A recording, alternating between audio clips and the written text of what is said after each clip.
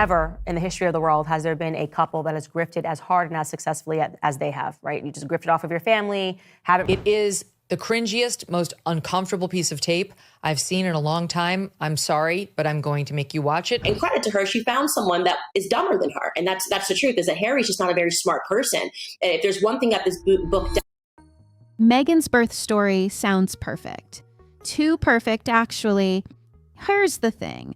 When Harry wrote about Archie's birth in his memoir, he probably thought he was sharing the intimate details fans had been waiting for.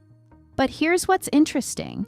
Once you start looking at the timeline, the medical details, and what actually happens inside Portland Hospital, things start to feel off. Someone who works at that hospital recently shared some things that don't usually get talked about publicly. And once you hear them, you'll understand why so many people are scratching their heads about this. How did everything happen the way Harry described?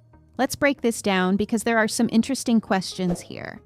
Hit subscribe and that notification bell right now because what you're about to hear is wild. Trust me, you don't want to miss this. Let's get into it. Okay, so let's talk about Harry's memoir, Spare. When it came out, everyone was focused on the big family moments, the disagreements, the tears, all that stuff, the juicy bits, you know? But buried in there was one sentence that should have made everyone stop and say, wait, what? Harry casually mentions that Meghan gave birth at Portland Hospital, had 2 epidurals, and they were home at Frogmore Cottage within 2 hours. 2 hours. Now, if you've never had a baby or been around someone who has, that might sound totally normal, maybe even fast, but whatever, right? But here's the thing, if you've ever spent time in a hospital for anything serious, you know that timeline doesn't just sound fast. It sounds completely impossible. Let's break down the math real quick because this is where it gets ridiculous. Portland Hospital to Frogmore Cottage is about an hour's drive on a good day. That's with no traffic, smooth roads, everything going perfectly. That's just the drive itself. So if they were home 2 hours after birth, that means everything else, and I mean everything, had to happen in just 60 minutes, 1 hour. Think about that for a second. Think about the last time you tried to leave any appointment in under an hour. Your dentist, your hair salon, even just picking up a prescription. It takes time, right? Now imagine you just had a baby. Here's what's supposed to happen after you give birth. Meghan delivers Archie. She's exhausted, she's just been through labor, and she's got 2 epidurals in her system, which, by the way, we're going to get to in a minute because that whole thing is a mess on its own. But let's just focus on the timeline for now. After delivery, doctors need to check her vitals multiple times. They're looking at her blood pressure, her heart rate, making sure she's not. Meghan is a trained actress. What she does is that she studies people. She's not a good actress, but she is a trained one, right? She's been doing it her entire life. And they're bleeding too much, checking that everything's stable. That alone takes at least 30 minutes, usually more. Meanwhile, nurses are with the baby. They're weighing him, measuring him, checking his breathing, his temperature, doing all the standard newborn procedures that can't be rushed. That's another 20 to 30 minutes minimum. But we're not done. There's paperwork, lots of paperwork. Discharge forms that need to be signed, medical records that need to be updated, birth documentation, and this isn't just any birth. This is a royal baby. There's extra documentation for that. Then you've got personal stuff. They need to pack their bags, get dressed. Meghan just gave birth, so she's not exactly moving at top speed here. They need to coordinate with security because they can't just walk out the front door. The car needs to be ready and positioned, and somehow they're supposed to navigate out of one of London's most exclusive private hospitals through whatever exits they're using without being seen by anyone. All of that crammed into 60 minutes. Listen, I'm not a doctor, but I've talked to people who are. Medical professionals who've looked at this timeline all say the same thing. It can't be done. And it's not about being quick or efficient or having great staff. It's about basic hospital protocol and human biology. You don't just pop out a baby and walk out the door like you're leaving a coffee shop. Your body needs time to stabilize. The baby needs observation. There are mandatory checks that can't be skipped, even if you're royal, even if you want privacy, even if you've got the best doctors in London.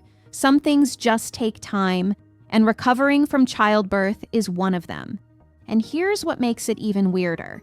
This isn't some emergency situation where they had to rush out for safety reasons. Harry describes it like it was all totally calm and planned, like they just decided, okay, we're done here, let's go home. But hospitals don't work like that, especially not for high-risk births, especially not when someone's had 2 epidurals, which is something we really need to talk about. Because that detail right there, that's where the whole story starts to fall apart. Now let's talk about those 2 epidurals, because this is where things go from that's weird to that's not how medicine works. Harry mentions in his book that Meghan had 2 epidurals during labor. Just drops it in there like it's no big deal, like she ordered 2 coffees instead of 1.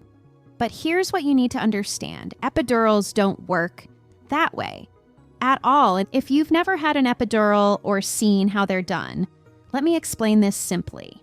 An epidural is pain relief for labor, and it's pretty intense. A doctor takes a really thin tube, it's called a catheter, and carefully places it into your spine.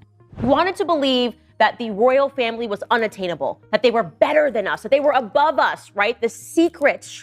Not just anywhere on your back, but in a very specific spot between the vertebrae. It's delicate work. Once that catheter is in place and secured, it stays there. The whole point is that it stays there throughout labor. When doctors need to adjust your pain medication, they don't take it out and start over. They just change the dosage through that same line. More medicine if you need it, less if you don't. It's all controlled from the one catheter that's already in your spine. So when Harry says Meghan had 2 epidurals, what he's describing is a doctor removing the first catheter completely, prepping her spine all over again, reinserting a brand new catheter, testing it to make sure it's working, and then monitoring her closely. That's not a quick 5-minute thing. That's a whole procedure. Twice. And it almost never happens because there's no reason for it to happen. If the first epidural isn't working right, doctors adjust it, they troubleshoot, they change the medication strength, they reposition the patient. What they don't do is pull the whole thing out and start from scratch, unless something's gone seriously wrong. And here's the thing about when it does happen. When a second epidural is actually necessary, it's an emergency situation. Maybe the catheter slipped out of place. Maybe there's a complication with the medication. Maybe something unexpected happened that requires immediate intervention. But when that happens, it's documented, heavily documented. There are forms to fill out, extra staff brought in, specialized monitoring. It's not casual. It's not something you'd mention in passing like it was just part of the plan. But that's exactly how Harry describes it. Like it was nothing. Like ordering tea twice just because you felt like it. No mention of any emergency, no mention of complications, no mention of any rush or anything going wrong. Just, oh, yeah, she had 2 epidurals. And that's what makes medical professionals scratch their heads, because that's not how any of this works in the real world. Think about it this way. Imagine you go to the dentist for a filling. They numb your mouth with a shot. Then halfway through, they decide to pull out that numbing medication, give you a completely new shot in a different spot, and start over. You'd be sitting there thinking, what just happened? Why did we do that? Because there'd have to be a reason, right? Something would have had to go wrong with the first one. And your dentist would definitely explain what happened. They wouldn't just mention later, oh yeah, we numbed you twice. Same logic applies here, except with epidurals. The stakes are way higher because we're talking about your spine during active labor. It sounds self-indulgent. I'm away for one night, so I record myself and I take a book and I... Medical staff who've worked in delivery rooms have said the same thing when they hear this detail. Getting 2 separate epidurals would mean something significant went wrong with the first one. And if something went wrong, that's a big deal. That affects the entire birth plan. That changes everything. But Harry's version of events doesn't include any drama around the epidurals. No panic, no complications, no explanations. It's just presented as a thing that happened, like it was totally normal. Except it's not normal. It's actually really unusual. So unusual that when medical professionals hear about it, they immediately start asking questions. What went wrong with the first one? Why was the second one needed? Who made that call? What time did each one happen? Because those details matter when you're trying to understand what actually happened in that room. And remember, we're still dealing with that 2-hour timeline. Even if we accept that somehow Meghan had 2 epidurals, even if we just go with that, having 2 separate spinal procedures during labor doesn't speed things up. It slows everything down. It adds time, it adds monitoring, it adds complexity. So how do you fit 2 epidural procedures, a full delivery, post-birth checks, paperwork, packing, and an hour-long drive home into 120 minutes total? The math just doesn't math. The more details Harry adds to make the story sound real, the more those details contradict each other. And that's when you start to realize something's really off about this whole thing. So now we need to talk about the actual place where this happened, Portland Hospital. Because the version Harry describes in his book, it doesn't match reality at all. Harry paints this really specific picture of Archie's birth. He talks about a dimly lit room, almost like a wellness retreat, candles flickering softly, a cozy, peaceful atmosphere. There's a birthing ball, a warm bathtub for comfort, minimal lighting to keep things calm. It sounds beautiful, honestly, like something you'd see in a luxury birth center brochure. Very natural, very zen, very, we're doing this our way. And look, I get it. That's the vibe a lot of people want for childbirth. Low intervention, peaceful environment, letting nature do its thing. Nothing wrong with that vision. But here's where it falls apart. Portland Hospital isn't a crunchy natural birth center. It's not a midwife-run cottage with essential oils and soft music. Portland Hospital is one of the most exclusive private medical facilities in London. It's known for handling complex pregnancies, high-risk deliveries, and situations that need serious medical intervention.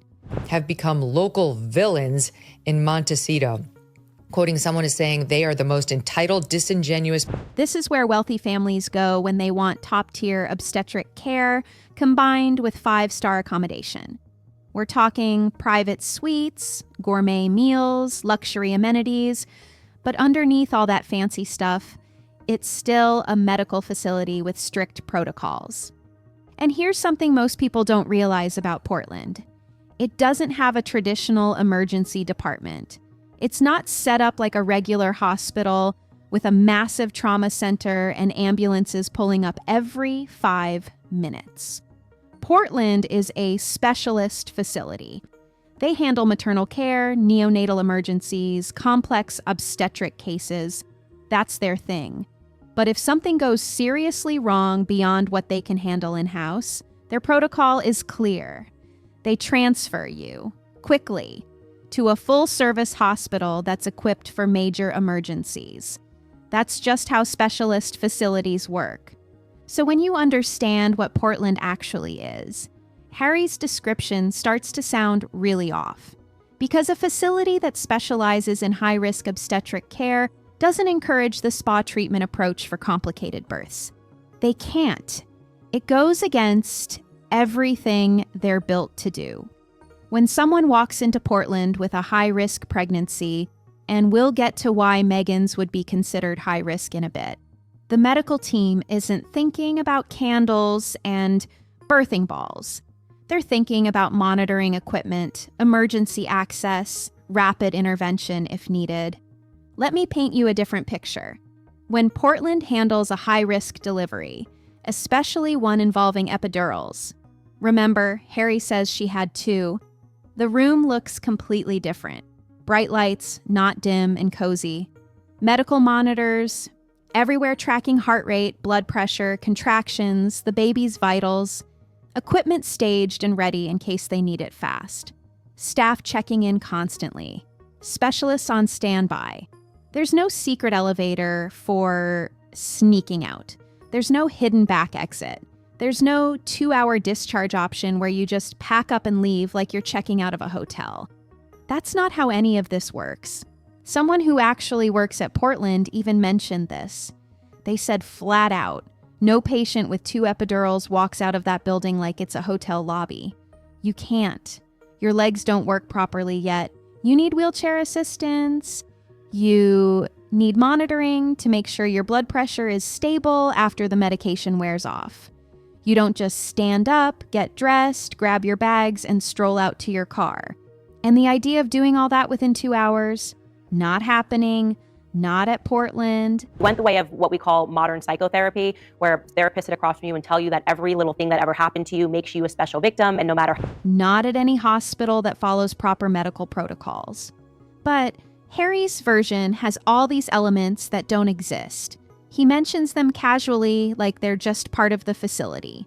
Private passageways, hidden elevators for privacy, back exits where you can slip out unnoticed. And when people who actually know Portland Hospital hear these details, they're confused because those things aren't there. Portland is exclusive. Sure, it's private, absolutely. But it's not a spy movie. There's no secret underground tunnel system.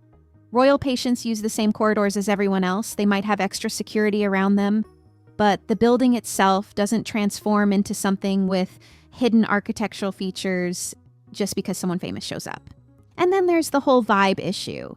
Harry describes Meghan laboring in this calm, dimly lit space with candles and a bathtub, maybe some soft music playing, very intimate, very personal, very movie-like.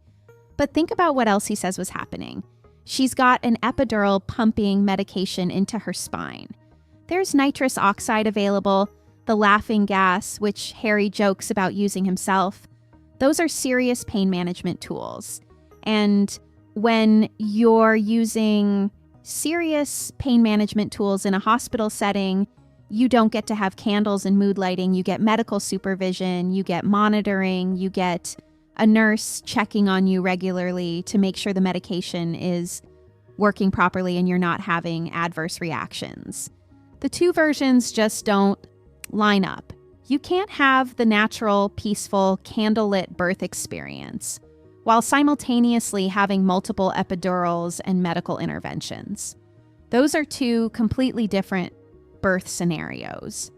And Portland Hospital, being the specialist facility that it is, doesn't mix the two. If you're going the medical intervention route, especially with something as serious as epidurals, you're in a medical setting with medical protocols. If you want the candles and birthing ball experience, you go somewhere else entirely. A birthing center, a home birth setup, not a specialist hospital known for handling complicated deliveries.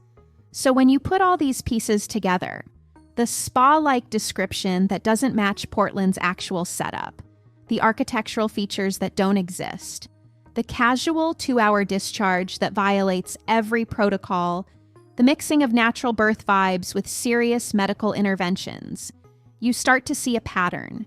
The story sounds like it was put together to hit all the emotional notes people want to hear. Privacy, intimacy, natural beauty, modern comfort. She is the most insecure person I have seen in the public eye in a long time. That is why. But it doesn't match how things actually work in hospitals.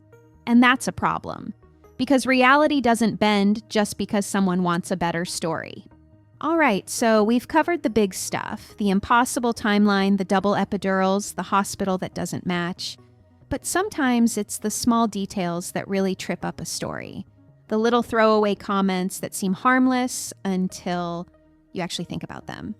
And Harry's book is full of these moments. Let me walk you through a couple that really stand out. First, there's the nitrous oxide situation. For those who don't know, nitrous oxide is laughing gas, the same stuff your dentist might use. In labor, it's offered as a mild pain relief option. You breathe it in through a mask when you're having contractions, and it takes the edge off without being as intense as an epidural. Some women love it, some women hate it, but it's a pretty common option in UK hospitals. Harry tells this story about accidentally inhaling all of Meghan's nitrous oxide. He makes it sound like a funny moment. He's there trying to be supportive, he picks up the mask wrong, and whoops, he ends up breathing in all the gas that was meant for her. He describes feeling lightheaded and goofy. It's written like a comedy bit, something you'd see in a movie where the nervous dad accidentally feels the effects while his wife is in labor. Cute story, right? Except here's the problem, that's not how nitrous oxide works in hospitals. At all. The gas doesn't just sit in a tank next to the bed like a helium balloon you can grab whenever. It's medical-grade equipment. It's controlled, monitored, and administered by nursing staff. The tanks are locked when not in use. When a patient needs it, a nurse brings it over, shows them how to use it properly, and stays nearby to make sure everything's going okay. You can't just pick it up and use it like you're at a party. And if somehow a partner did grab the mask and start inhaling the patient's pain medication, that wouldn't be a funny oops moment. That would be a serious safety issue. A nurse would immediately step in and correct it. There'd be documentation about medication being used improperly. It's not something hospital staff would just laugh off and let continue. But in Harry's version, there's no nurse intervening. No one stopping him, no one even noticing apparently. He just accidentally takes all the gas and it's treated like a harmless mistake. Think about that for a second. If you were in a hospital and your partner started using your prescription pain medication, even accidentally, what do you think would happen? Would the staff just shrug and smile? Or would they very quickly put a stop to it and make sure the medication was being used correctly? The answer's pretty obvious. So when Harry tells this story like it was just a goofy moment that happened with no consequences, it raises questions. It's almost like it's not your child, it's the institution's child. She's saying, no, this is my baby. I was there when she brought him. Because that's not how medical facilities handle controlled substances. Ever. Now let's talk about the Nando's chicken because this one's even simpler to fact check. Harry says he snuck out at 2 a.m. to get Nando's for Meghan at the hospital. Again, it's written like a sweet gesture. Devoted husband making a late night food run for his wife because she's craving something specific. Very romantic, very I'd do anything for you energy. But here's the thing, Nando's closes around 11 p.m. That's just their standard hours. Some locations might stay open until midnight if they're in a really busy area, but 2 a.m., no chance. Nando's isn't a 24-hour establishment. So, right away, the timeline doesn't work. Where exactly did he get this chicken at 2 a.m. when the restaurant's been closed for hours? And then there's the other issue. Portland Hospital has 24-hour private chef services. That's one of the things they're known for. You don't stay at Portland and eat vending machine snacks or hospital cafeteria food. You order from a menu. Whatever you want, whenever you want it, prepared by actual chefs. It's part of the whole luxury experience. So if Meghan wanted chicken at 2 a.m. or any food at any hour, there's a phone in the room. She could have called down and had something prepared fresh and delivered to her bedside. No need for Harry to leave the building. No need for him to drive anywhere. The food service is right there. So why would Harry leave his wife during labor to hunt down fast food from a restaurant that's not even open, when the hospital provides gourmet meal service around the clock? It doesn't add up. It doesn't fit with how things work. And it definitely seems odd when you're supposedly trying to maintain privacy and security during a royal birth. You're going to risk being spotted by photographers at 2 a.m. on a Nando's run? Really? These details might seem small, they might seem like nitpicking, but when you're trying to verify someone's story, the small details matter just as much as the big ones. Sometimes more, actually, because the big dramatic moments, those get rehearsed, polished, thought through carefully. But the casual little details, those slip out without as much consideration. And that's when inconsistencies show up. It's like when someone tells a different story about where they were last weekend. They might have the main story down pat. I was visiting my aunt in Manchester, but then they mention grabbing coffee at a specific cafe that doesn't exist in Manchester. Or they describe the weather wrong. Or they reference an event that didn't happen that weekend. The small stuff gives it away.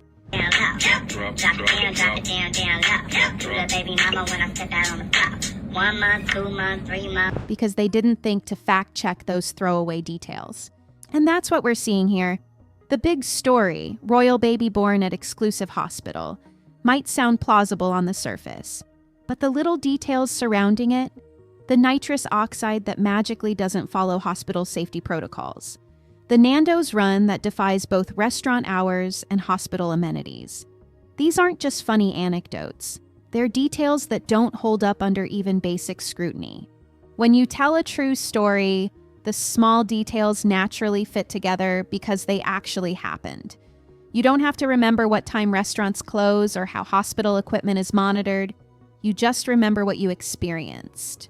But when you're putting together a story from memory, when you're adding colorful details to make it more interesting, that's when you can accidentally include things that don't match reality. Because you're focused on making it engaging, not on making sure every detail checks out.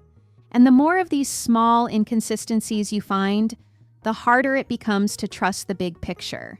If Harry got the nitrous oxide wrong and the Nando's wrong, what else is off?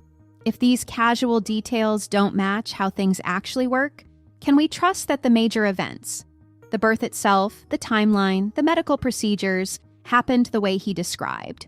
Or are those also shaped to sound compelling rather than to reflect what really took place? Now we need to talk about something that makes all these other inconsistencies even harder to explain: Meghan's age and health situation during the pregnancy. Because once you factor that in, the whole spa birth scenario becomes not just unlikely, but medically questionable. Meghan was in her late 30s when she had Archie. And look, plenty of women have healthy babies in their late 30s. It's totally normal these days. But here's what people don't always realize. In medical terms, any pregnancy over 35 is classified as advanced maternal age. Some doctors still use the old term geriatric pregnancy, which sounds harsh and outdated, but that's the technical language. And it's not just a label. It comes with a whole different set of protocols. When you're pregnant over 35, doctors don't take the relaxed approach. They can't. The risks go up, not dramatically, but enough that medical professionals pay closer attention. There's a higher chance of complications like gestational diabetes, high blood pressure, issues with the placenta, chromosomal problems with the baby. None of this means something will definitely go wrong. It just means doctors watch more carefully. More frequent appointments, more ultrasounds, more blood tests, more monitoring throughout the entire pregnancy, and especially during delivery. Productive and healthy, but in reality, what Spotify wants is blood. They want them to continue to trash the royal family. So when you've got a woman in her late 30s going into labor, the medical team isn't thinking, let's create a peaceful spa environment. They're thinking, let's make sure we can respond quickly if anything goes sideways. That means equipment ready. Monitors tracking everything, staff prepared for potential complications. It's a different mindset entirely from the natural, minimal intervention birth that Harry describes. But okay, let's say you want to argue that Meghan's age alone doesn't rule out a more relaxed birth experience. Maybe she was super healthy. Maybe everything was progressing perfectly. Maybe the doctors felt comfortable taking a lighter approach, fair enough. But then we have to talk about the preeclampsia situation, and that's where this whole thing really falls apart. According to various sources, there were concerns about preeclampsia during Meghan's pregnancy. Now, if you don't know what preeclampsia is, let me break it down simply. It's a condition where your blood pressure shoots up during pregnancy, and it's serious. Really serious. It's not something you monitor from home and hope gets better. It's not something you manage with rest and relaxation. Preeclampsia is life-threatening. It can cause organ damage, seizures, stroke. For both the mother and baby, it's one of the most dangerous pregnancy complications that exists. When someone has preeclampsia or even suspected preeclampsia, hospitals go into high alert mode. You're not getting a birthing ball and some candles. You're getting round-the-clock monitoring. Blood pressure checks every hour, sometimes more. Medication through an IV, usually magnesium sulfate, which is not a fun experience. It makes you feel awful, but it's necessary to prevent seizures. You're on bed rest. You've got multiple doctors checking on you. And you absolutely, positively do not go home 2 hours after delivery. Let me give you a real comparison here. Someone who actually gave birth at Portland Hospital shared their preeclampsia experience. Her blood pressure hit 231/130. Seriously high numbers. The medical team immediately put her on magnesium sulfate. She described how it burns going through your veins, how you feel hot and sick and miserable. They monitored her constantly, checked her vitals every single hour, kept her under bright lights with medical equipment surrounding her, and she didn't leave that hospital for days. Not hours, days, because when you have preeclampsia, doctors need to make absolutely certain your blood pressure is stable before they'll even consider discharge. Now compare that to what Harry describes. Then she wants you to feel bad because she cried the night before she accused him of being racist, only to then tell us months later that, no, Peaceful, candlelit room, relaxed atmosphere, home within 2 hours. See the problem? You can't have severe preeclampsia and a Zen home birth experience. It's medically impossible. The condition itself demands intensive intervention. But here's what makes it even more confusing. Let's say the preeclampsia rumors aren't true. Let's say that was exaggerated or misreported. Even without that diagnosis, we still have the problem of recovery time. Because here's something interesting. Just weeks after Archie's birth, Meghan was everywhere, flying to Ibiza, then to Nice, then to New York for the US Open. She was attending events, walking red carpets, traveling internationally, looking perfectly fine. And again, many women bounce back quickly after birth. Everyone's different. But if you just had a complicated delivery with 2 epidurals, if there were any concerns about high blood pressure or preeclampsia, if you had the kind of birth that required intensive monitoring, you're not cleared for international travel that quickly. Your doctors would absolutely tell you to take it easy. Rest. Avoid stress. Don't get on an airplane where pressure changes could affect your still recovering body. Give yourself time to heal. But Meghan's schedule after Archie's birth looked like someone who had an easy, uncomplicated delivery. Someone who recovered smoothly with no issues. And if that's true, great. But then why all the dramatic details about 2 epidurals and potential preeclampsia and rushing home from the hospital? Why make the birth sound so medically complex if the recovery was so straightforward? Those 2 things don't match up. Think about it like this. Imagine someone tells you they had major surgery. They describe the operation in detail, how complicated it was, how many hours it took, all the medical interventions they needed. But then a week later, they're running marathons and lifting heavy furniture. You'd probably think, wait, that doesn't add up. Either the surgery wasn't as serious as they said, or they're not supposed to be doing all that physical activity yet. Same logic applies here. The medical pieces of Meghan's birth story don't fit together in a way that makes sense. A high-risk pregnancy that gets treated like a low-risk natural birth. Potential preeclampsia managed in a dimly lit room with candles. 2 epidurals, followed by a 2-hour discharge. Complicated birth followed by immediate international travel. Each individual detail might have an explanation, but when you put them all together, they paint a picture that doesn't match medical reality. And this is where you start to wonder if the story was told, She got crushed by about 15 points. It wasn't even close. And amazingly, as predicted by MK Media's own Mark Halperin, in a way that sounds dramatic and interesting, without thinking about whether all these details can actually coexist. Because in medicine, things follow specific patterns. High-risk pregnancies require specific protocols. Serious complications demand specific responses. Recovery times align with the severity of what happened. You can't mix and match elements from different birth stories and expect them to make sense together. But that's exactly what this story does. Okay, so we've talked about timeline problems, medical inconsistencies, hospital details that don't add up. But there's another layer to this that's just as puzzling. The reasons given keep changing. And when someone keeps giving different reasons for the same event, that's usually when things start to feel off. Let's start with the press situation. When Archie was born, the media wasn't notified in the usual way. For royal births, there's typically an announcement system in place. The press knows roughly when a baby's expected, they position themselves at the hospital, and when the birth happens, they're informed through official channels. It's been done that way for generations. William and Kate did it, other royal family members did it. It's just how these things work. But with Meghan and Harry, that didn't happen. The press wasn't told. There were no photos on the hospital steps, no traditional announcement. And honestly, that's their choice. If they wanted privacy, that's completely understandable. Nobody has to do things the traditional way just because it's tradition.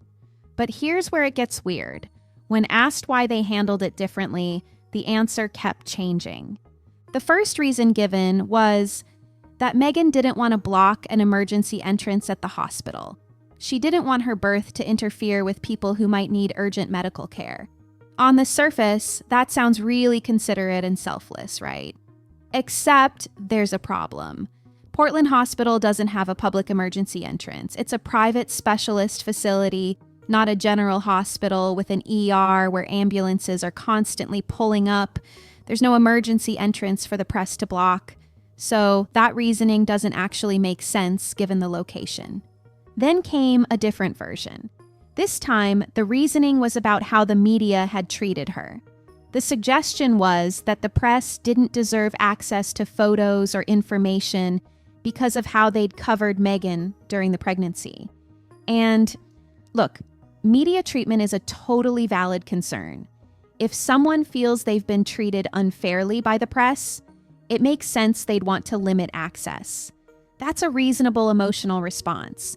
But notice how this is completely different from the first one. Searching for something to like about her, and it's so hard because she suffers from such a rare disorder. The first was about not blocking emergency access. The second was about media treatment. Those are two entirely separate reasons for the same decision.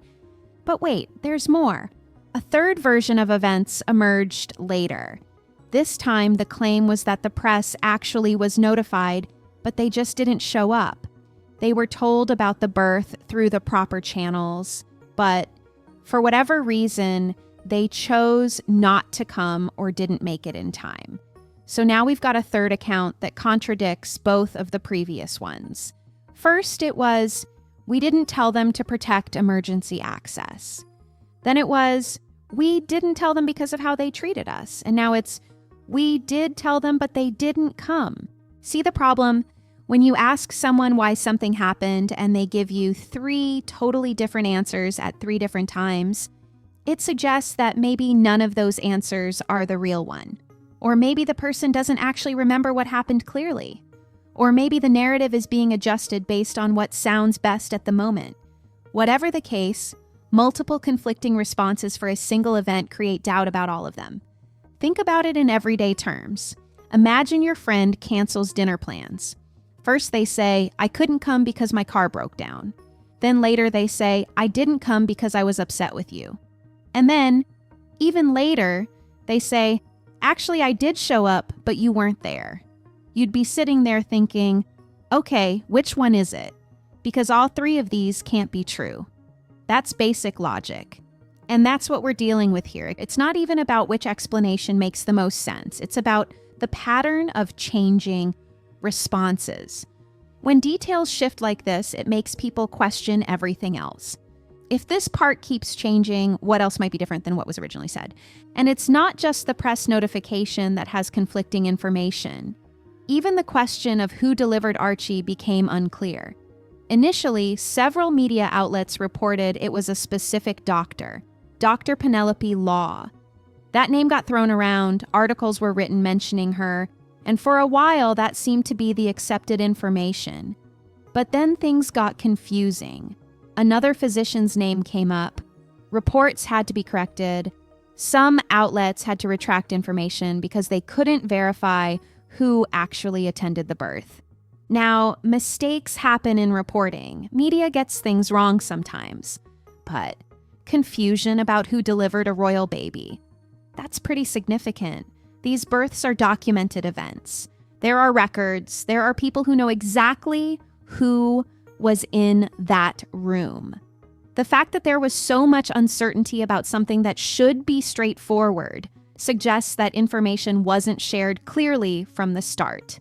Meghan, the Duchess of Woke, has said that tabloids should come with a warning. And here's why that matters. When basic facts about an event, like who the attending physician was, become a question mark, it adds to the overall sense that something about this whole situation wasn't clear. It's another piece that doesn't fit neatly into place. Another detail that should be simple but somehow isn't. When you're trying to understand if someone's story makes sense, you look for consistency. Do the details stay the same over time? Do different tellings align with each other? Are the basic facts clear and verifiable? And in this case, the answer to all those questions is no. The reasons shift. The details change. Basic information remains unclear. That's not how real accounts typically work. Real stories might have small variations. People remember details slightly differently or emphasize different aspects depending on context. But the core facts stay consistent. The main reasons for decisions don't completely reverse themselves. The fundamental details don't remain mysterious. But that's exactly what we see with Archie's birth. Core elements keep shifting, making it harder and harder to pin down what actually happened. And when you combine these changing responses with everything else we've talked about, the impossible timeline, the medical inconsistencies, the hospital details that don't match reality, you've got a situation where almost nothing about this story quite makes sense. Not the big picture, not the small details, and not even the reasons given for why things happened the way they supposedly did. Everything's uncertain. Everything's shifting. And that's when you have to start asking whether any of it happened the way it's been presented. So here we are. We've gone through every piece of this puzzle, and I want to take a step back and look at the whole picture. Because when you see all these pieces together, the cracks in this fairy tale become impossible to ignore. Harry and Meghan painted a really specific picture of Archie's birth.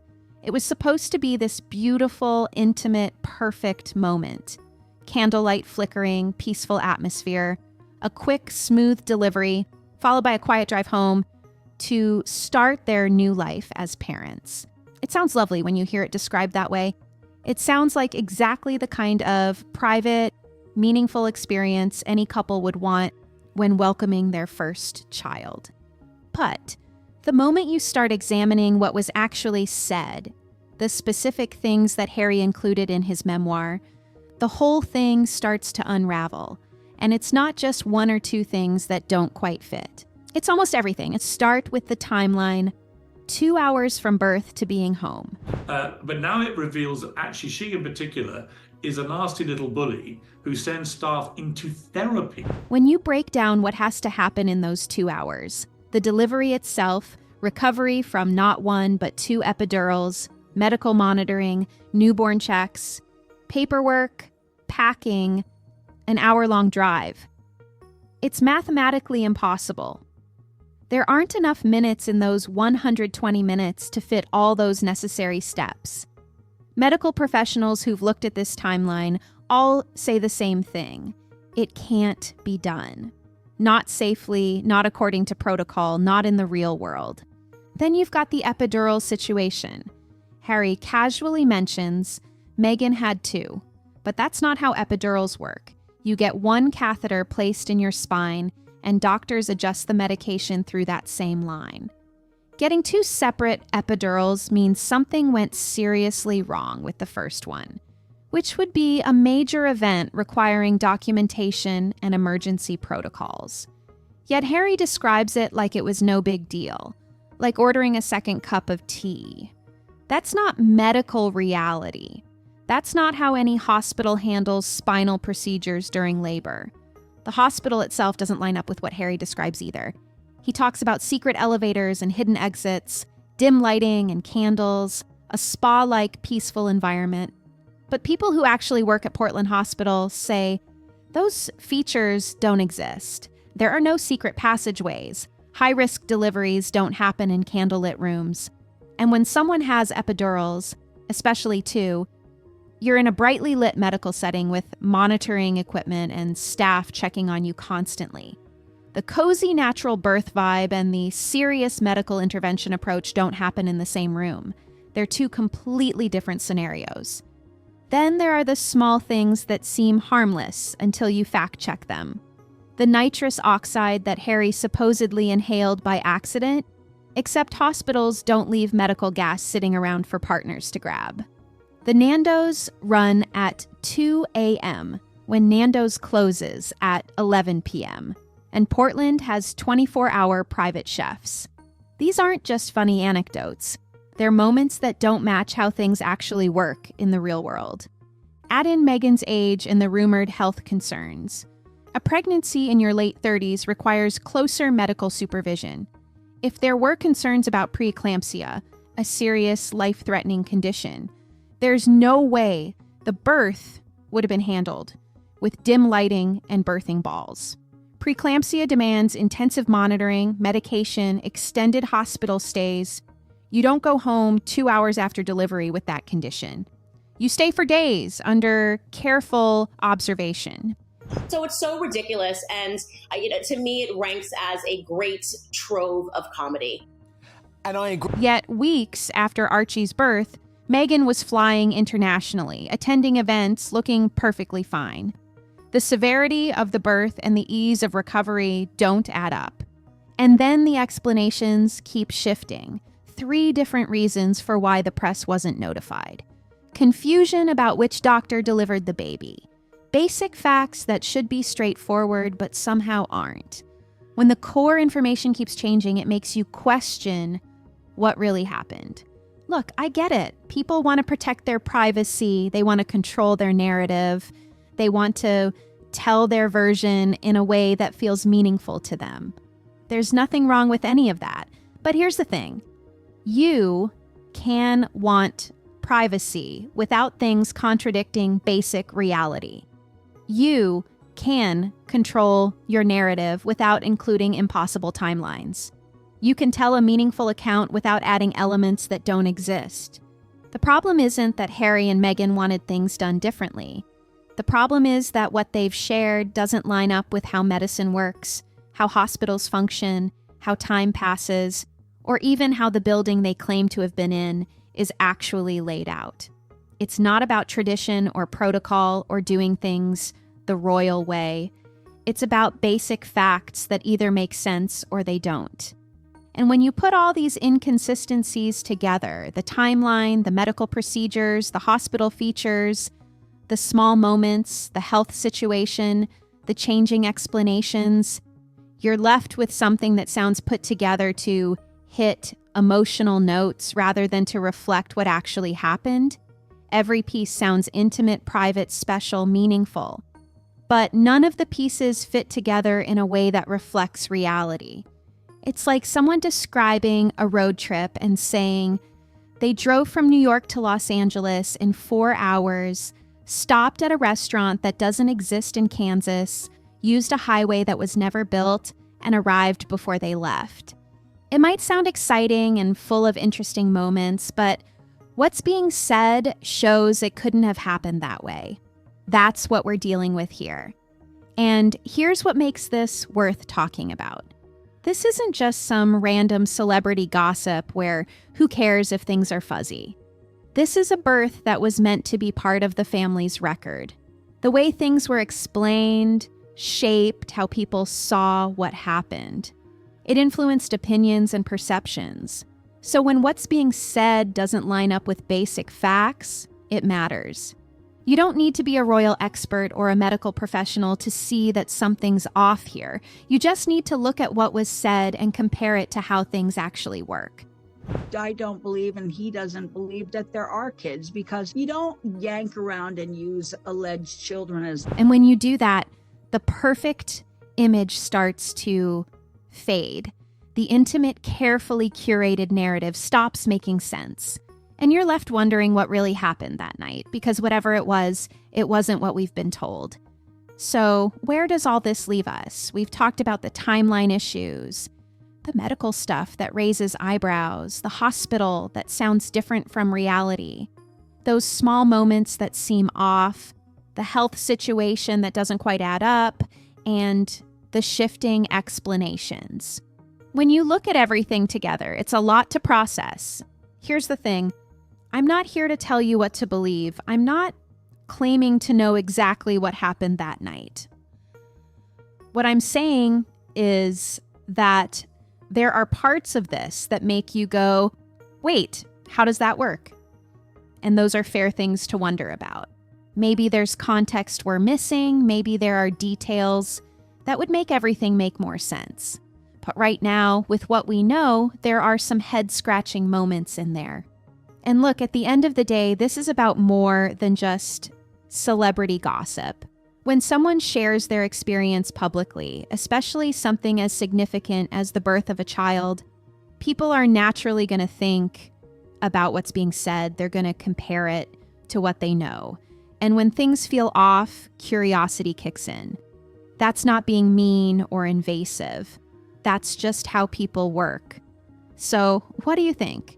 Does any of this change how you see the whole situation? Did I miss something that makes more sense of all this? Drop your thoughts in the comments, because I genuinely love to hear different perspectives on this. And if this gave you something to think about, hit that like button and subscribe so you don't miss future videos.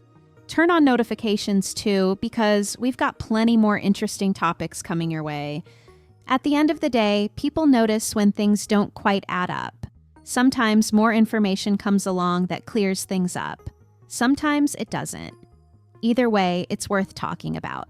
And this conversation, it's definitely not finished. Not even close. So what do you think?